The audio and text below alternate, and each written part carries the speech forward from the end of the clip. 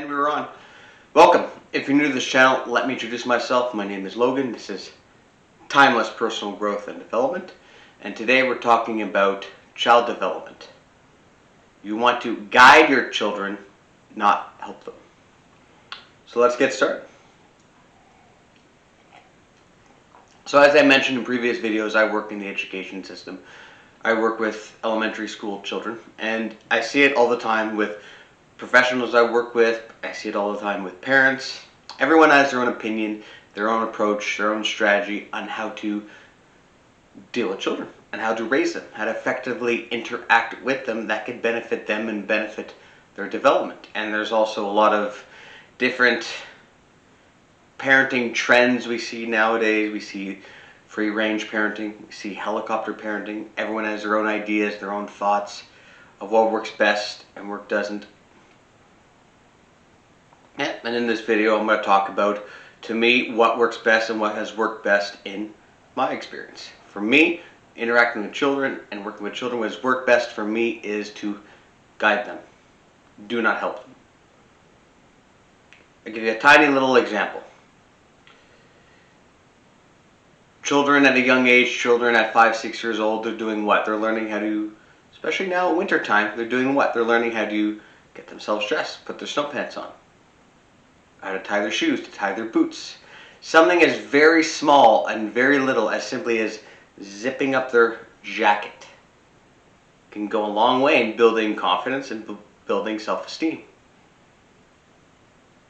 So a few years ago, I had this child that I was working with, and his gross motor skills were just all over the place. He was very uncoordinated, had just all over the place, had a really hard time just getting himself dressed. Especially in the winter, he had trouble putting on his boots, putting on his snow pants, just very disorganized. And we get frustrated and have a lot of anxiety when he wouldn't be able to accomplish the simplest tasks. So he was ready to go outside the playground for recess, and he was having trouble tying up his coat, zipping up his jacket. And zipping it up is kind of just looking everywhere, just not looking down at the zipper and looking at what he actually had to do. And he looked at me and just like, "Oh, Mr. Logan, can you tie up my jacket for me? I can't do it." And I look at him and straight in the eye like, "I'm not doing anything for you. I'm going to stand here. I'm going to watch you do it on your own. You're a big boy. You're going to do it on your own. You're going to zip it up. I don't care how long it takes that we have to sit here, and I'm going to wait till you put it on. Once you zip it up, then we'll go outside." And he just started crying. He just started bawling his eyes out. Completely upset, getting frustrated with me that I wouldn't help him zip up his coat. When I knew that if he just concentrated and he just focused, he'd be able to do it on his own. He'd be able to do it effectively. And he started falling on the ground, started crying, started screaming. And I knew in that moment, if I gave in to him and I helped him and did exactly what he wanted me to do, I would not be helping him. I'd be hurting him. I would not be contributing to his development. I was just easing his anxiety, easing his stress. And that's not the goal. That's not what I wanted. I wanted him to push through the anxiety. I wanted him to push through that stress. And the simplest task of zipping up his coat and him being able to do it on his own would build what? Would build confidence in himself and build that self-esteem and contribute to his development. So after 5-10 minutes of zipping up, and he's just getting more and more angry with me and more frustrated and just looking at me and crying his eyes out and like, "You're not helping me, you're not doing what you're supposed to do, you're supposed to be helping children, blah blah blah." Like, no matter what he threw at me, I was not going to cave. I was not going to give in to his demands. And I kneeled next to him. I looked him right in the eye and I said, "Focus, calm down, stop crying. Look down at your zipper, calm yourself and stop your hands from trembling, and zip it up calmly. When I was able to get him to calm himself down, get into a state of calmness and peace, he looked down, clipped the zipper into the zipper, and zipped it up, and he just looked at me astonished. He was like, "Oh my God, I did it! I've never been able to do that." Well, there you go. Guiding him through the process of zipping up his coat and allowing that anxiety and that stress to stress me out, and just disconnecting from that and realizing if he's able to do it on his own, that's where the confidence and the self-esteem will develop. And yes, of course, as a professional, it's easier because it's not actually your child. I get that. As a parent, it's a lot harder because you don't want to see your child in distress. You don't want to see them hurt. You don't want to see your children crying because you're emotionally connected. So when you're just a professional, it's not your child, it's much easier to disengage from their emotions and not let their emotions affect your emotions.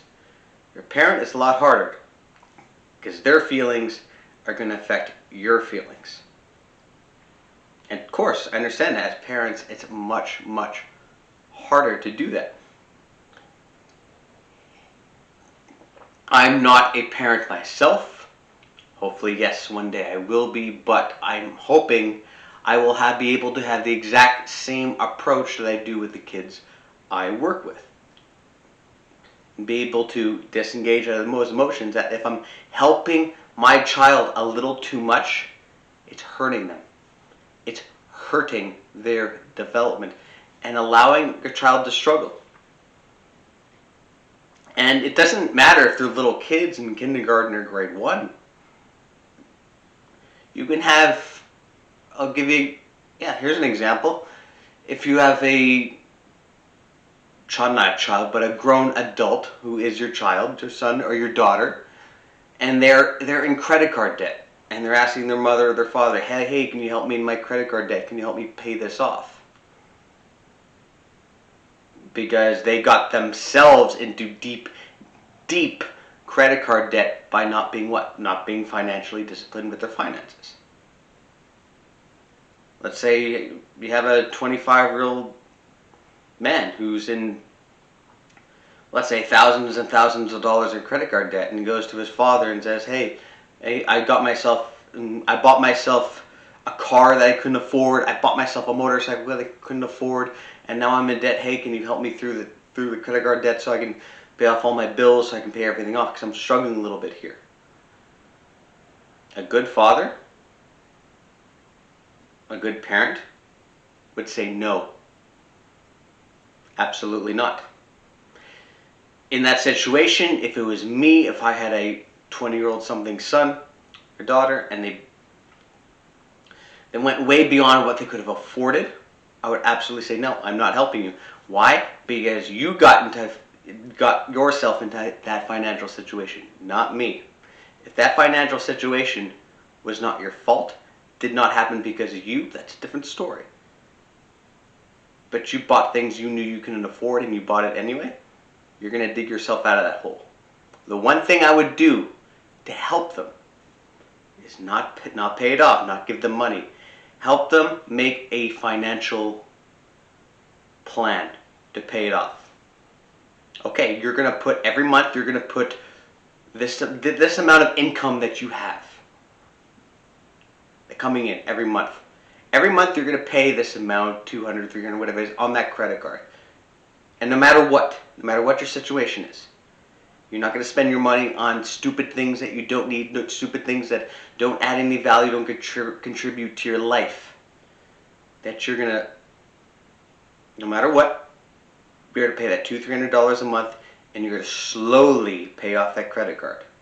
But I will not whatsoever, I will not help you get out of your financial hole. You get yourself out of that financial hole yourself, because you're the one that got yourself in there in the first place. But I will help you make a financial plan for you to get yourself out of the financial hole. You see the difference? I'm guiding him or her. I wouldn't be helping them. Because helping them, they don't learn to have that financial discipline in the future. They don't learn that lesson. What's that lesson to be learned? Don't buy crap that you don't need. Don't buy crap that's way above your means. You don't need that. So helping your children and guiding your children can apply when they're young kids in primary school, or when they're adults and they're learning how to be adults and how to thrive in the adult world. When they're just entering into the adult world and they don't know how to thrive yet. They don't know how to perform as an adult. So it all depends on where they are.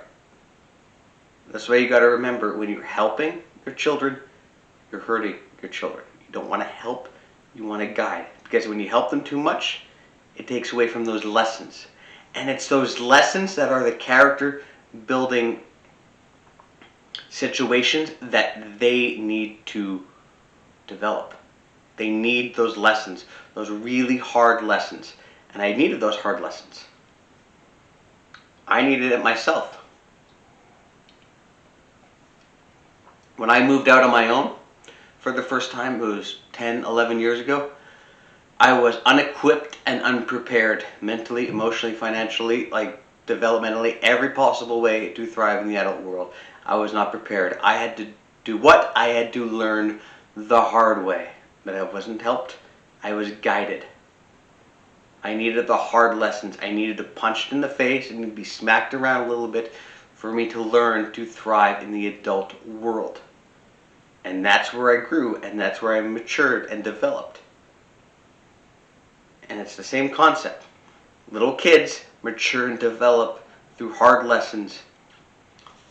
I think they mature and develop through struggle, not by protecting them over every little thing, not by helicoptering them over and over, protecting them from the harsh reality of the world. It's giving them and developing the skills they need so they can thrive in the harsh world.